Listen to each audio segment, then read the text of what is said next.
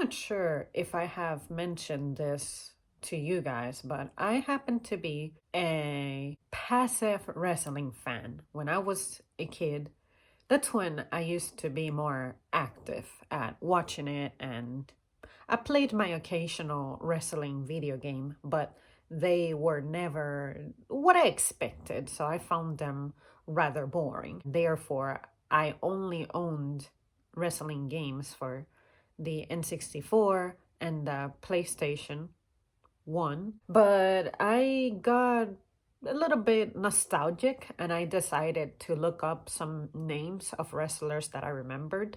And I know that by now, people have made a video about pretty much every subject, every single person. Since we live in the age of social media and we have access to so much direct information from celebrities, why not go ahead and look up information about wrestlers? Because they are celebrities as well, but they're not celebrities in the manner that you think of celebrities, such as singers and actors and actresses and all that.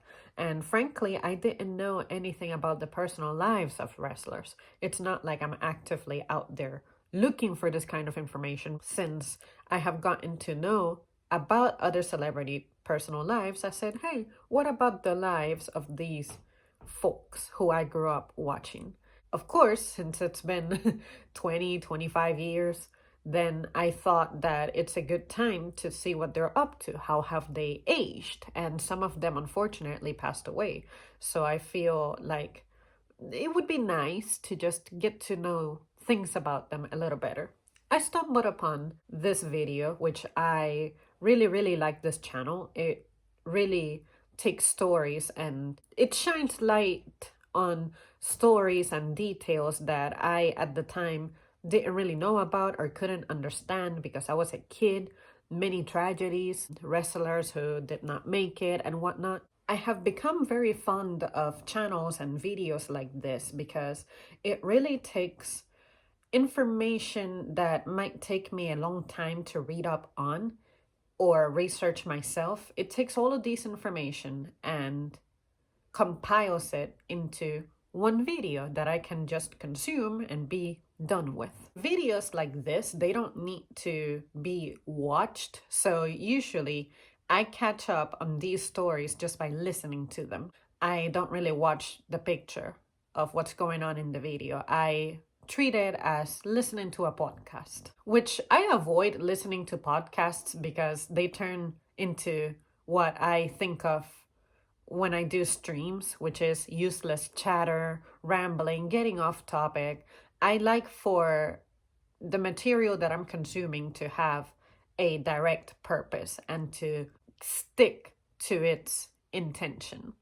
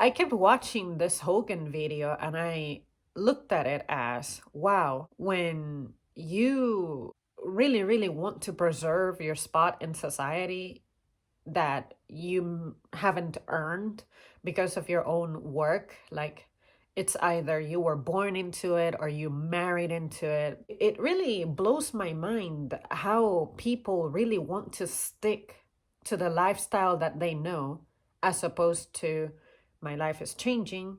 I can no longer retain what I'm used to.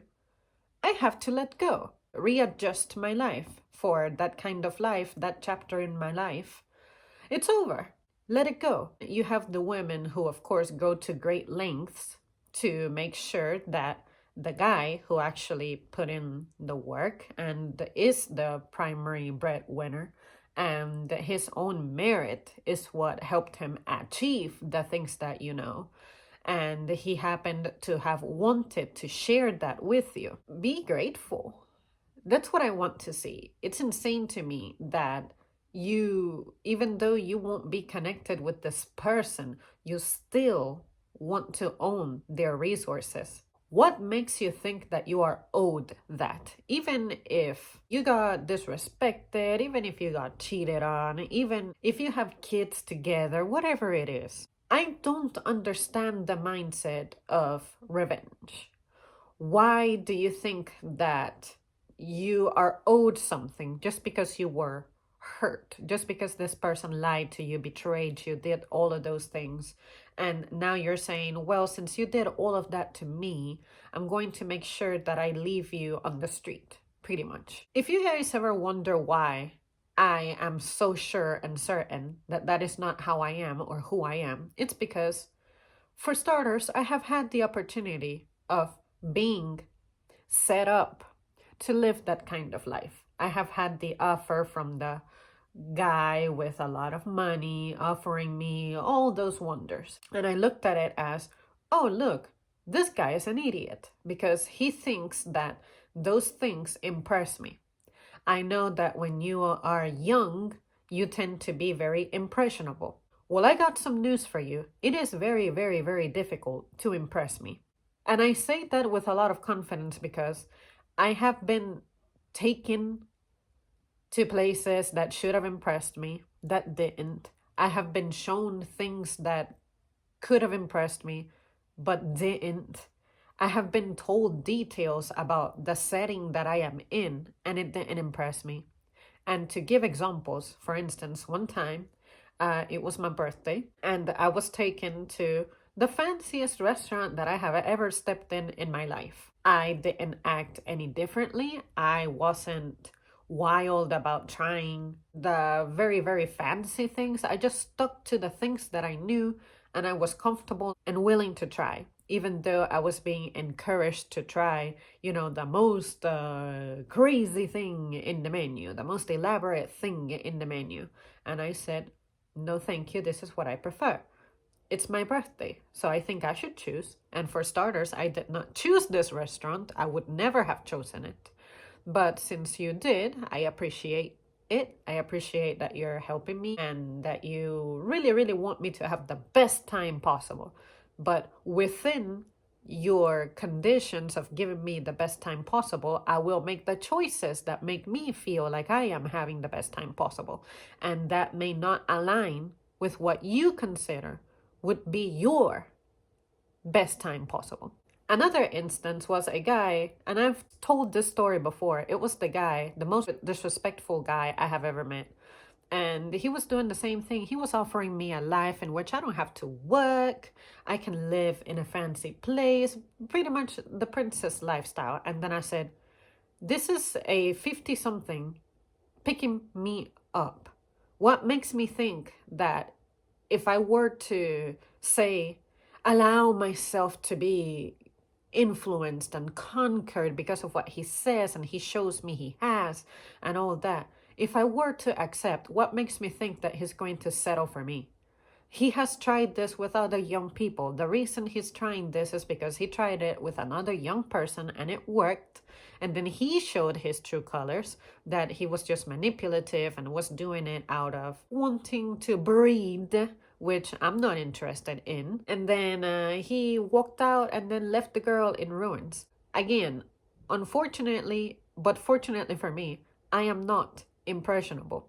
You could show me that you're driving this really fancy car. I don't even know what car it was, but it was one of those foreign cars. And I said, well, good for you. Enjoy it. There is no way that I am ever sitting on the passenger side of that car. I don't know you. I don't know where you're taking me. I don't trust you. I'm not comfortable with you. You're trying to force yourself on me. as if I don't have a say. You're not considering what my goals are. You're not asking me what it is that I want, what I'm looking for. You're not a good candidate, period. And even if you were asking me those things, you're still not convincing me. Unfortunately, I tend to be a sensitive person. I can feel with my gut when someone is not a nice person, and I have never been wrong when it comes to that. And with this guy, I was getting a sick feeling in my stomach to the point that any conversations with him, I always walked out of after 5 minutes the most, because I just really could not sustain that kind of discussion. It's so disrespectful. Unfortunately, there's people out there who are like that. You don't work for your lifestyle. Someone happens to want you, like you, love you enough and gives it to you. Good for you. Someone out there just gives you things. Not all of us are accustomed to be given things. I was raised to work for my things. And I'm around 30. I'm not going to say if I am or if I'm older or if I'm younger than that age, but just to give you an age range of how old I am. And to this day, I still have never asked a man to get me something. And if they do, I always pay it back. The one time I asked to borrow money was because I was getting paid about 2 days after my car bill was due. The grace period was ending 2 days before I got paid. And at that time, financially, I was in a really, really difficult situation. So what I did was I very humbly asked my boyfriend, hey, I have this situation. My car is due, but unfortunately, I don't have all of the money for it. May I borrow such amount? When I get paid, which is on this day, we get paid on the same day because we work at the same place. I said, as soon as we get paid in the morning of that day, you will receive this money back in cash. Unfortunately, I have to give it in cash because I don't have another method, but you will receive this money and it'll be at whatever time of the day I can personally see you to personally give it to you. Not only that, but I gave the amount that I borrowed plus an extra couple of dollars. It was like an extra $5 or so. And the reason I do that is because when I was growing up, my mom, sometimes she would borrow my money. Say my grandparents would give me $20 every time I visited them. Sometimes they would give me 5, 10 or so. And I was never a spender. I never went out and bought toys or anything. I was hella good at saving money. At some point, when I was just a kid, I had around $700. Back then, when I was a kid, $700 was a big deal. That is an entire paycheck for someone. And without working, I had made that much out of the love that my family had for me. And they just gave me, a little bit of cash to buy whatever it was that I pleased in their name. And one time, mom asked to borrow some money. She asked for maybe $10, $5, $20. She would do that occasionally. She would give me back extra money. If she borrowed 5, she would give me 8. If she borrowed 20, she would give me back 25. If she borrowed 10, she would give me back 12 or so. And I always would tell her, Mom, you're giving me more than I actually gave you. And she said, I know. I want to give it to you because I appreciate that you did a favor for me. You saved me from a bill not getting paid and late fees and all that. And I said, all right, you don't have to, but if that's what you want to do, all right. On another occasion, she explained that, you know what, I just really want to reward you for having helped me. And I also want to support you at having a little bit extra money just in case I need help again. And I said, that makes sense. But now that I'm grown, in retrospect, I look at it as my mom planted the seed in me for me to trust her. Therefore, when I borrow money from someone, I've actively borrowed money 4 times that I can think of. And on the occasions that the person accepted being paid back, I always gave back an extra couple of dollars. And I explained to them, hey, because you did me a favor, I just wanted to give you a little bit of a commission. Because, say, hopefully, if you see that I'm planting the seed in you that makes you be like, I lent something to Zam, and she was very good about giving it back, even though I didn't want it, and giving it back with interest. I want to help her. I want people to look at me and be like, I had a great experience lending money to you. You gave it back, you were timely, you were respectful, and you were also even considerate. I really want to help her because I know that she won't do me dirty when I lend money to her.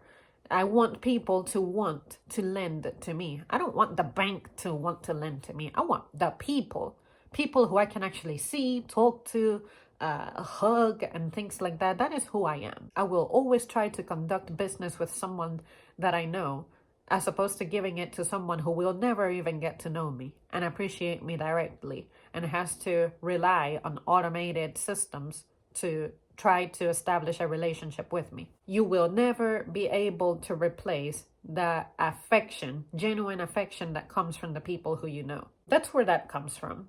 That is the way I handle money. That is the way that I am when it comes to money. I always ask.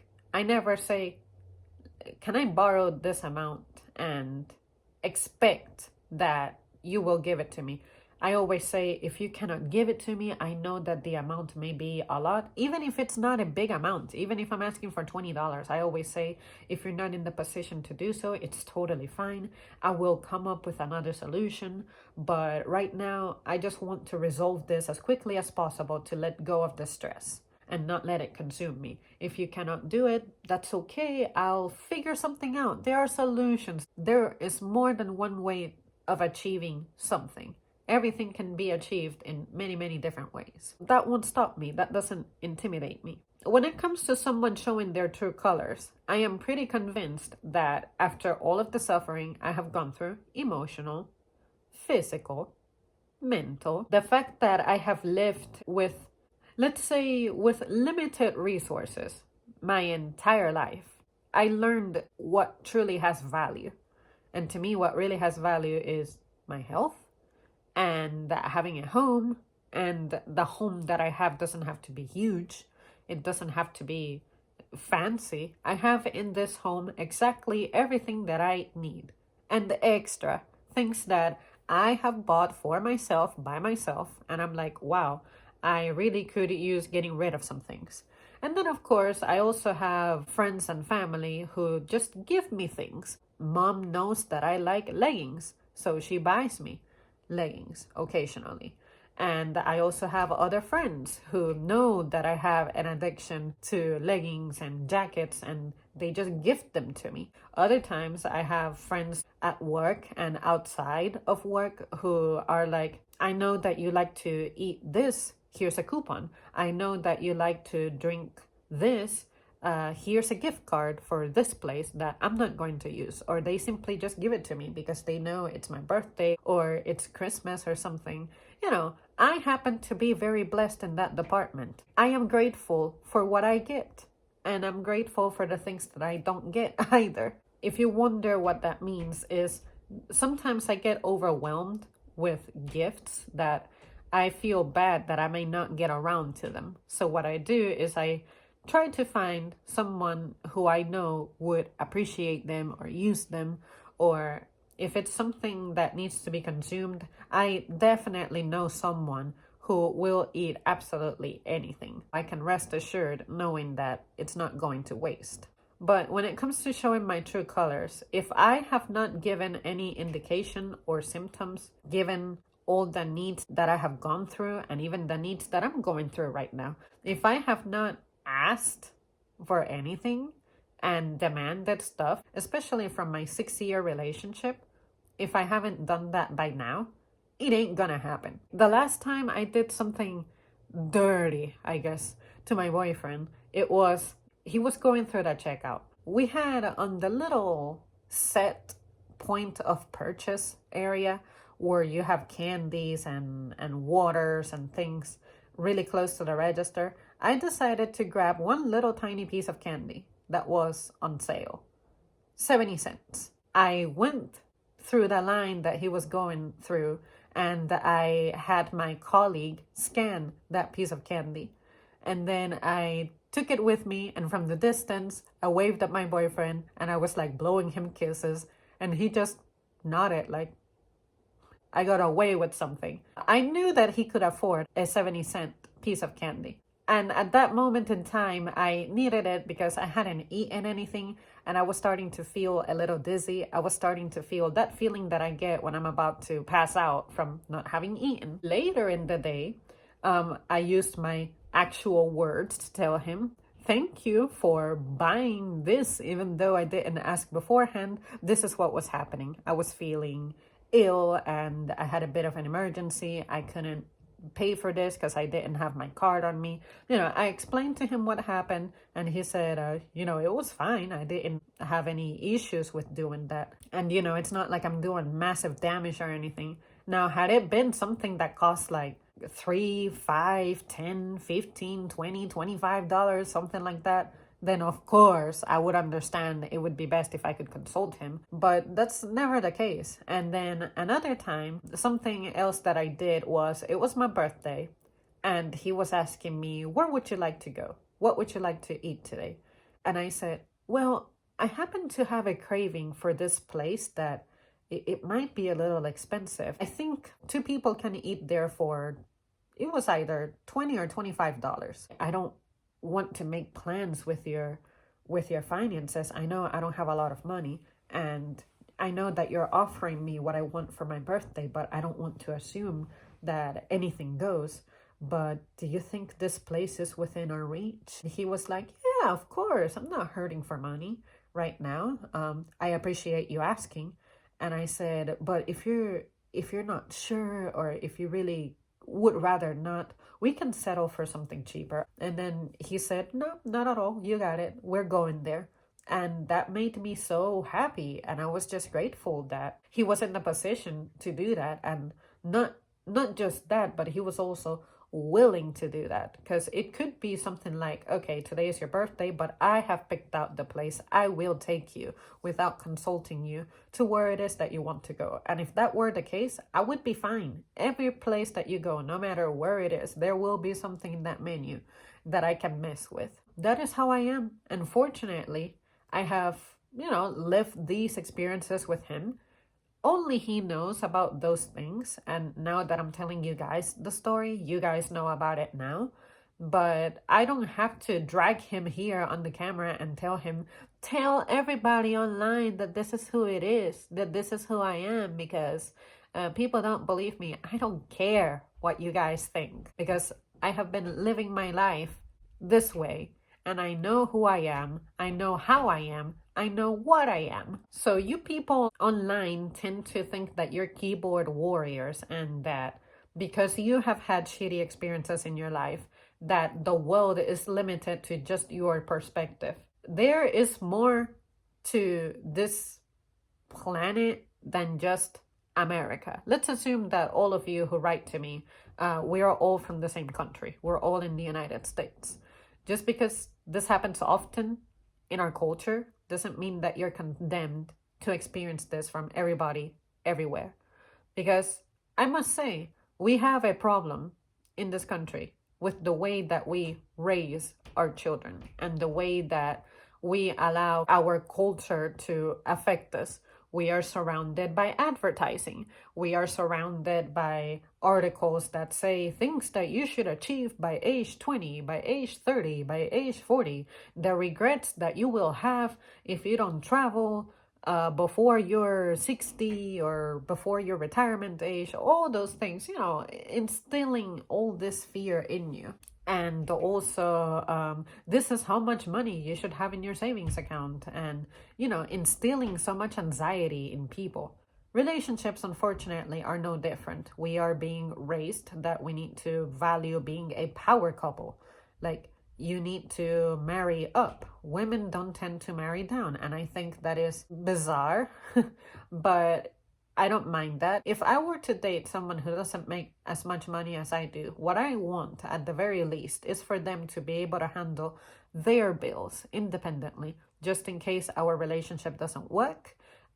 When we break up, you can continue living your life and I can continue living my life. And it's not like, wow, you were dependent on me to have things and now you're screwed.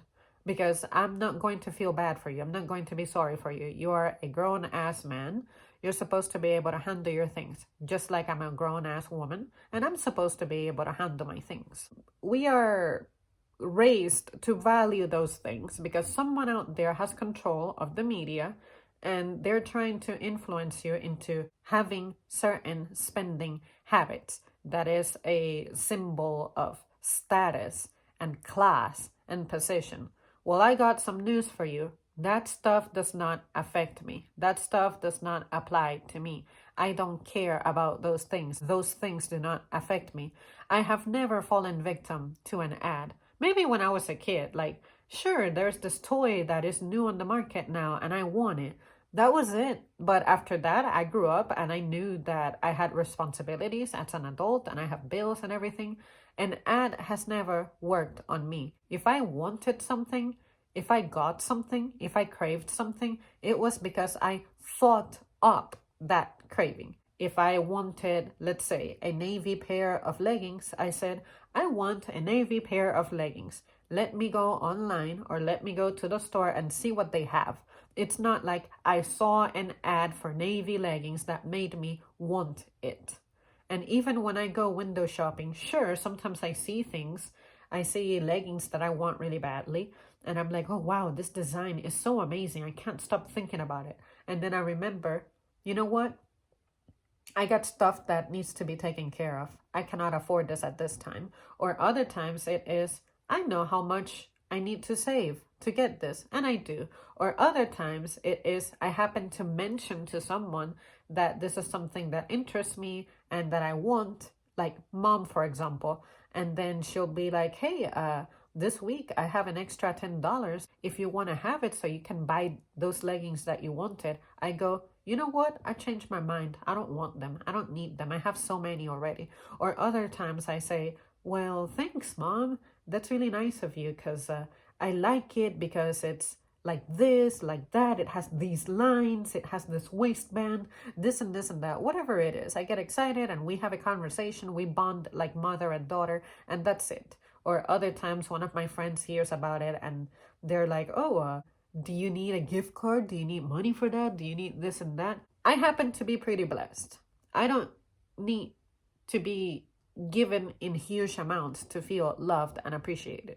But unfortunately, some people are so detached, so affected, they have so much low self-esteem, and they were raised feeling unloved that they think that by marrying up the social ladder and all of a sudden having superficial friends and connections and relationships is going to make them feel better. And I learned that the less things that I have, the better. This person in the comments about Hogan, he was sounding really sure of himself, just saying things like, it's just in you. You are condemned to respond in this way because that's how women simply are. And I'm like, well, fortunately for me, I was raised in a way that made me different, I guess, because those things simply do not impress me. And everything that I wear, everything that I own and have, I pretty much got on my own. And that makes me feel really proud of myself. And I even know that some things I happen to be blessed with, but either way, I could have made my way to it at some point. And it feels nice to be taken care of occasionally. So yes, I do allow for my friends and family to spoil me, because it's just their way of showing me that they love me, especially my friends who are far away. They have no other way of showing me at this time that they have appreciation for me. So that's what they want to do, and I very humbly accept it. Also return whenever I can. Like, oh, you like food. I believe that you would enjoy this treat, this and that. And then mail them something. What I meant in my comment about relationship PTSD, it is exactly what it sounds like. You got in a relationship with someone who you were super excited about, but unfortunately you were not satisfying her because you guys were not honest with each other. You did not say, let's say you wanted her to be at home, be your maid, and be your piece of warm meat, I guess. And she didn't tell you that she was looking for someone to be able to give her a certain lifestyle because she, by her own merit, cannot achieved that. Or maybe she grew up having a lot of money, but her parents decided to not support her anymore, and now she has to work and she's not fit to work, mentally nor physically. Nor does she have the patience for whatever it is. And then your relationship failed. Maybe you guys were married and you realized that she was just using you to have resources. That happens, and it is unfortunate. And to me, it is a symptom of a bigger problem, which is we are raising our women to be weak, and we are raising our men to be weak as well from the perspective of give in to your temptation and not be careful. I look at it as life is just a massive game of temptations, and you need to create the discipline to be able to say no to the things that are harmful. Things like addiction, the consumption of things that are harmful for you. I think that boils down to discipline. One day you just were not able to say no to your curiosity and you fell victim to something. If you have the knowledge that something is bad, why would you still try to challenge the evil to see if you can overcome it or surpass it or do it unscathed? I understand that human nature finds thrill in those things. At some point, you need to learn to be responsible. You need to learn to say, the consequences of this can be catastrophic. I can find an emotional high that's safer. And that way, we don't have to mourn a tragedy. Another note I wanted to express when it comes to, there's nothing for a guy in marriage. Any guy who marries is an absolute moron. It all depends on what kind of definition you give to your relationship. Because I find that you guys are terrible at talking about what it is that you want.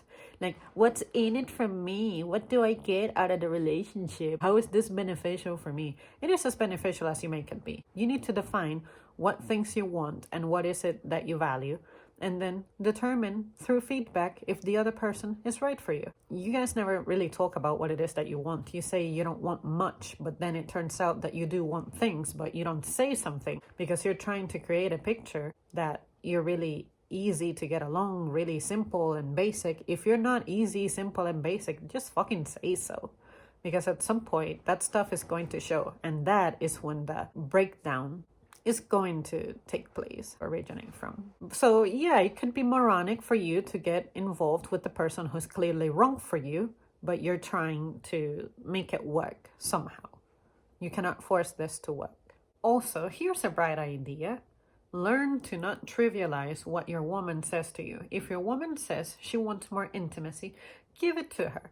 Because unless she has a very strong will, you cannot blame her if she goes to someone else to get what she wants. Maybe find ways to say yes to her, find ways to make it work out, find ways to accommodate her, come to an accord.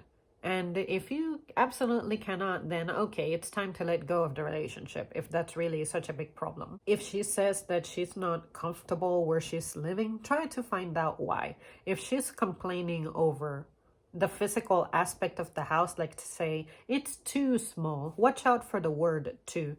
Too small, too uncomfortable, too cluttered, too bright, too dark. That's petty stuff. Let it go. Be grateful that you have a house at all. There's people who ain't got it. So remind her to be humble, because she needs it. She's caught up in the excitement of her ideal nest. If you're not giving her enough attention, find out how you can give her more attention. Whatever it is that she wants. If she's too clingy, like the kind of clingy that is just harmful for any relationship, you should know how to identify it. Just be like, hey, give her a warning. Hey, you're grown up, I'm grown up, you got stuff to do. You need to learn to be alone some periods of time. Sometimes I will be able to give you attention. Sometimes I won't be able to, da-da-da. Explain it to her. If she can deal with it, good. If she cannot, then let her go. But stop trivializing the needs and wants of women, because I find that if you don't care about what they say, because again, you look at her as your subject, then you cannot expect for a relationship to go well. No one wants to feel undervalued or not valued at all.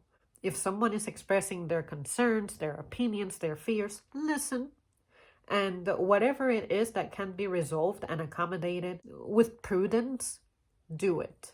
If you keep ignoring her and trivializing her and infantilizing her wants and needs, she will go and she will do you dirty. And if the relationship comes to the absolute failure to where you have to divide resources now, she will more than likely want to have revenge on you.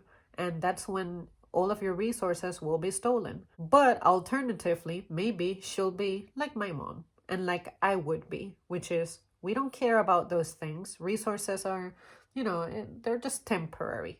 It's not like when I go to my grave, I'm going to take all of this stuff with me. This is just stuff. Fuck stuff. I'm never going to stress out over having material possessions.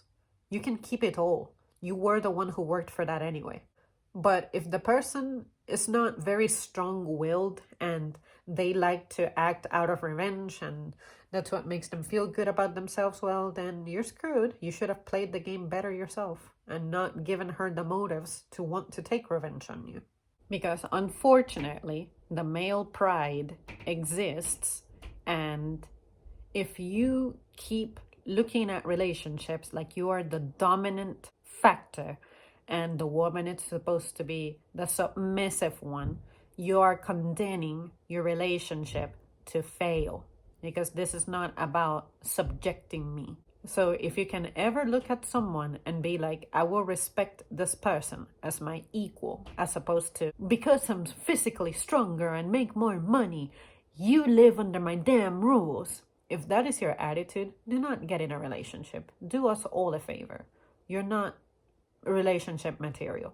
I really find that some relationships fail because of the man feeling like he owns the woman. If that's you, don't get in a relationship, because maybe this so-called scary woman is going to show up, because there's women out there who can fight that. And if you're wondering, yes, that was my mother, because my mother actually dominated my father on a lot of fields, including the income field. And of course, he didn't like that. He couldn't stand that. He felt like he had no power. That is an inferiority complex that you gave yourself. You're giving yourself that. Because never did my mom use the fact that she made more money against him.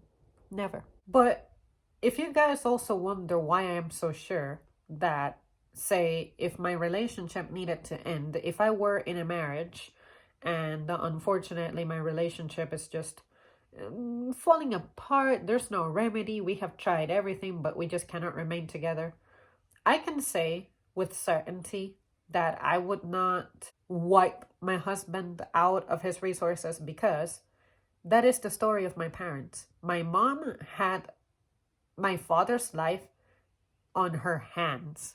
She could have destroyed him. She could have taken everything from him. She could have ruined his life, governed it. Just even his career could have ended. But she didn't. She didn't act out of revenge. She was hurt. She was sad. She was depressed. She was angry. She was frustrated. All of those emotions. She was able to take those emotions and say, no matter what, it wouldn't be right to do this. This is still a human being who, sure, he's social trash, but at the end of the day, he doesn't deserve to be punished all the way, like his life be taken from him. My mother could not see any benefit from that. She could not find any pleasure from that.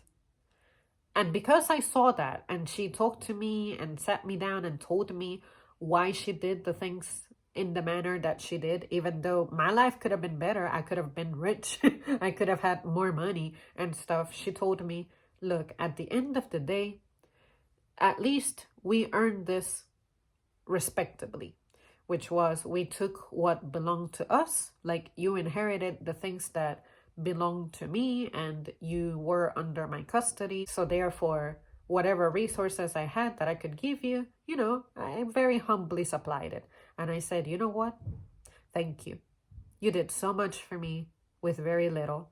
And she taught me that it is possible to achieve the things that you want if you put your mind and effort into it. And also, I know to crave and want things that are within my reach. I know how not to crave things that are outside of my league. Not because I'm not worthy of it, not because I'm not special enough, not because I cannot work hard enough for it or I don't have the patience for it. It's because those things do not interest me. What is the point of a big house if I'm going to have to be out working to maintain it? And even if I were married to someone rich, I don't want the massive house because big spaces make me feel weird when I know that there's people out there who don't have anywhere to sleep. It's just my husband and I, and we have to keep employees in the house maintaining things. If I cannot individually take care of an entire house, it's too big for me. It's not what I want. It's not what I need. It's not what I like. Especially if we don't have kids. Like, sure, we might need a little bigger space, but it's not like I need to own so much land, so much space and stuff when I know that there's people out there who don't have these resources. I was raised to always consume what I need, and anything extra, find ways to make it recirculate. The relationships that I have had in the past, fortunately, they were when I was really young, like a teenager. So it's not like, we had a life together or anything together. It was, we split up and you went your way, I went my way. I had nothing that belonged to you, you had nothing that belonged to me. And we haven't talked to this day. And then in my current relationship, whenever it ends, it's like you'll go your way and I'll go my way. Because we haven't had a life together. But even if we have had a life together, I would urge him to find a place that's within both of our leagues. He undoubtedly has a greater financial situation than I do. And I know it, I'm aware. But I always say, in the event that we were to live together and have a life together, I will only recur to the things that are within my reach. So if you will rent a super fancy place or you will buy a super fancy place, that will be under your name and you will take care of it. And I will supply responsibly based on the things I actually consume. We will come up with a number that I can manage because I know what I would go for if I had a say in this matter. And this is what I can give. You either take it or you don't take it. And this is why. I understand why a lot of men are out there hurt and you like to compare one woman who is like that and you like to say that all of them are like that because you're afraid of that happening to you. And if it has happened to you, oh, even worse. One of the things that I hate the most when it comes to discussing this is when people say, I know it from, okay, you know it from your experience. That's very good and valid. But you also say, I know it from other people's experiences. Other people's experiences are not your experiences. You don't know what truly happened in that person's life. You were not there. You didn't witness this. The victim will always blow their story out of proportion because unfortunately they feel so hurt that they want to have all that empathy and sympathy and support and victim label. You cannot rely that the stories that you heard from other people with their experiences are true. There's always more to it than that. And I would implore you to explore that. What is true is that the feeling of revenge, especially if it's been a long time, like you're in a 20-year marriage or relationship and it falls apart, you feel like, wow, I lost my youth. Now I'm angry, so at least I want to keep all of the money and all those things. Unfortunately, that exists out there. And I truly believe it is because we are lacking mentors in our life. People who are there keeping you in your toes and letting you know that, hey, stuff is going to get rough out there. It's going to be brutal. It's going to be insane. It's going to be crazy. But what you do is you push through. You survive. Our character is not being built, especially to withstand emotional traumas. Humans by nature are not very good with that. And if we are not being coached and reinforced on being strong there, of course you will have most women be that way. But I am very confident that the life experiences that I have had and the necessities and hardships that I have gone through that have not broken me, if those things have not fucked me up by now, I am confident that a little ass relationship, it's not going to be what breaks me. But these people are really confident that I have like a ticking clock that is just waiting for like a special second where I'm going to snap and then commit the act that other people have committed out of revenge and hurt feeling. It's almost like you want me to fail so that you feel better that you hunted down another person who thinks that way, and you're able to show her true colors or something. Fortunately, I don't have anything to prove to you because I don't owe you anything in the same manner that you don't owe me anything. And I find refuge in the fact that only I can speak about myself for myself with absolute accuracy. I know who I am when I look in the mirror and when I'm not looking in the mirror. And I know what I am as well and how I am.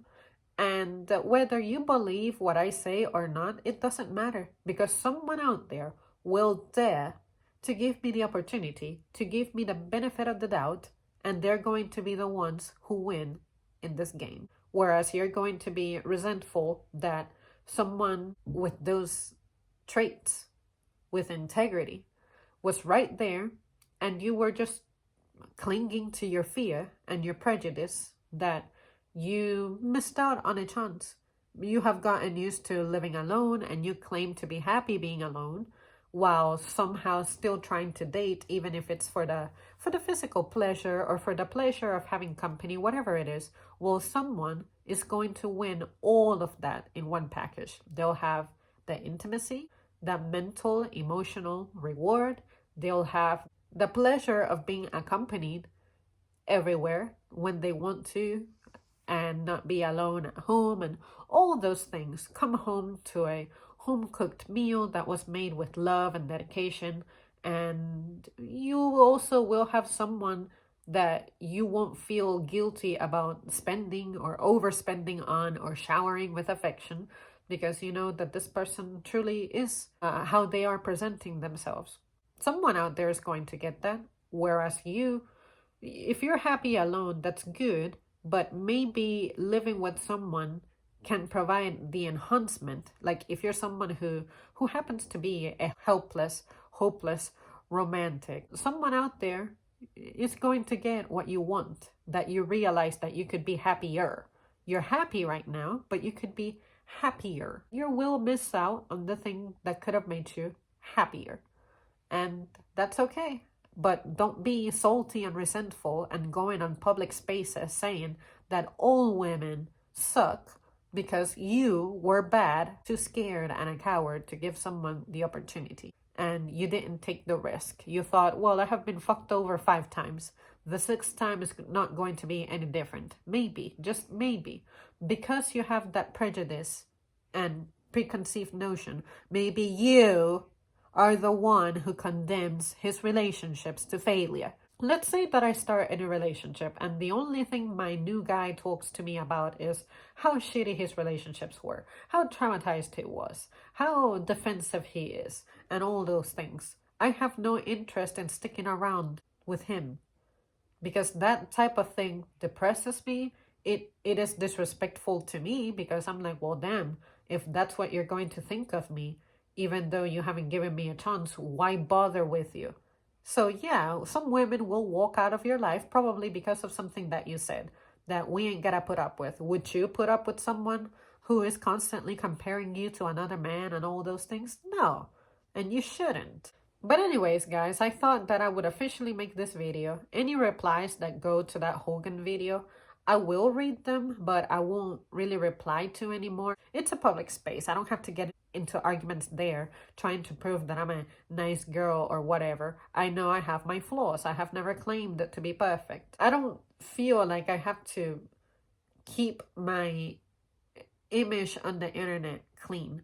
If you know me, if you listen to me, if you hear my thoughts, if you ask me questions, if you read something that you're not sure about, or or something shocks you and you decide to allow me to elaborate on my thought because maybe I misspoke something or phrased something very differently. Get to know someone to the full extent that you can and that they're willing to share, because there's more to it than what the person says. There's more to it than what's on the surface. And if you ever have any questions about me, I would encourage you that you ask me about it and hear answers from me.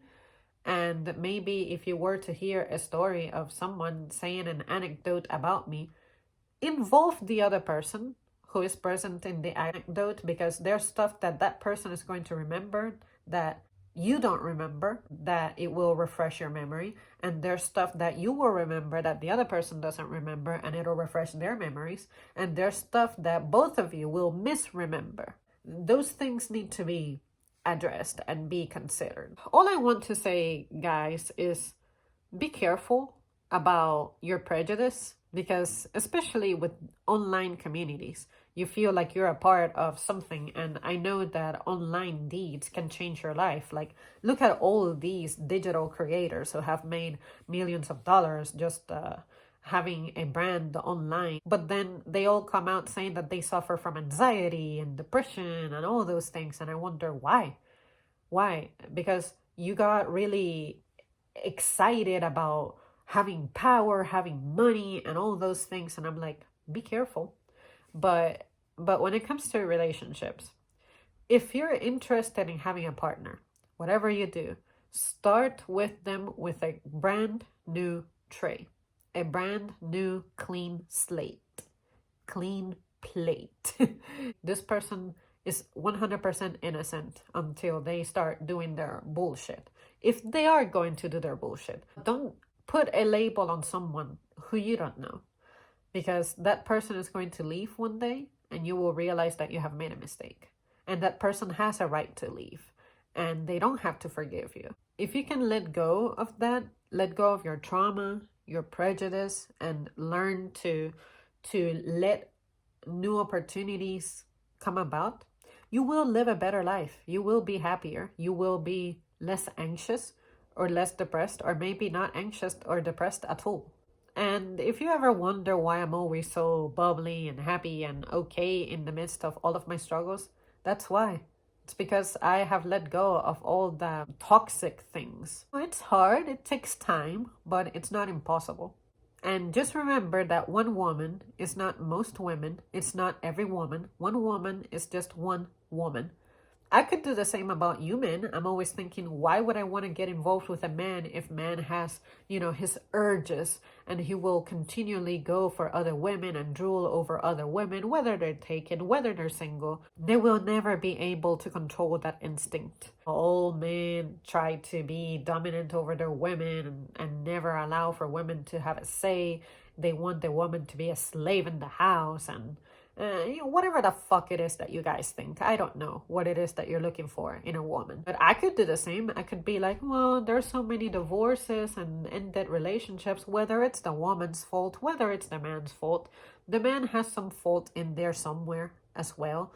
Like, a relationship failing, it comes from both directions. Even if it's the other person giving problems, maybe you're not helping the situation because you're insisting on making things right with this person as opposed to leaving when you know that this cannot be repaired. There's some stuff that you just cannot come back from, that you absolutely shouldn't. If you look at every woman, like, sure, now that the relationship is starting, she will be cool and behave, but at some point she's gonna do something crazy. She's gonna betray me, and I'm going to get so furious and this and that. If that's how you manage your relationship will fail.